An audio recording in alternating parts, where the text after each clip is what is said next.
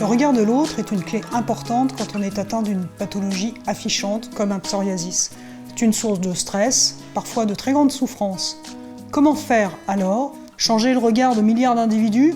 Ça me semble difficile. J'ai une proposition à faire. Et si finalement c'était nous qui nous adaptions à ce fameux regard pour qu'il soit moins douloureux?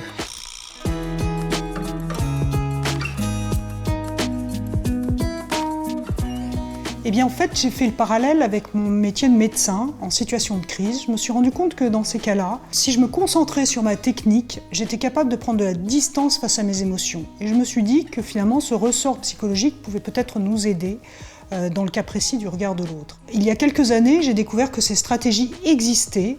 J'aurais aimé les avoir plus jeunes à ma disposition parce que je suis moi-même atteinte d'une maladie affichante. Et donc aujourd'hui, c'est avec mes 3 casquettes que je vous parle. Ma casquette de médecin, ma casquette de diplômé en thérapie comportementale, mais surtout avec mon nez vu géant congénital. Je vais vous présenter des techniques qui sont simples et pragmatiques pour vous confronter au regard de l'autre. Ça n'est pas une leçon, mais des propositions qui tiennent en 4 clés. La première étape consiste à se situer, à savoir où on en est. Et vous êtes les seuls à pouvoir le faire. Est-ce que vous êtes au stade de l'acceptation, c'est-à-dire que vous avez trouvé votre équilibre et surtout ne changez rien? Au stade de la vulnérabilité, c'est-à-dire que ça vous demande un effort, votre psoriasis vous demande un effort, ou alors au stade de l'envahissement et votre psoriasis vous empêche de vivre une vie normale.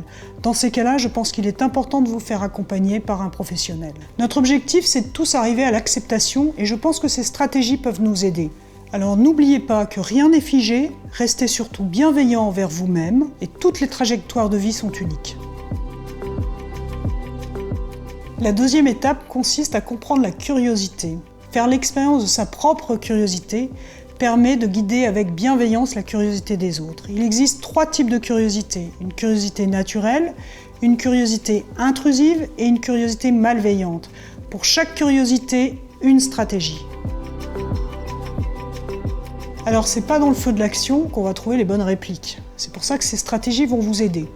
On va se mettre en situation. Par exemple, vous avez des nouveaux voisins, vous voulez les rencontrer, ils vous invitent à la piscine. Le stress monte. J'enclenche action. A. Aimable, accessible, n'oubliez pas de sourire. C. Contact visuel. Regardez les gens dans les yeux.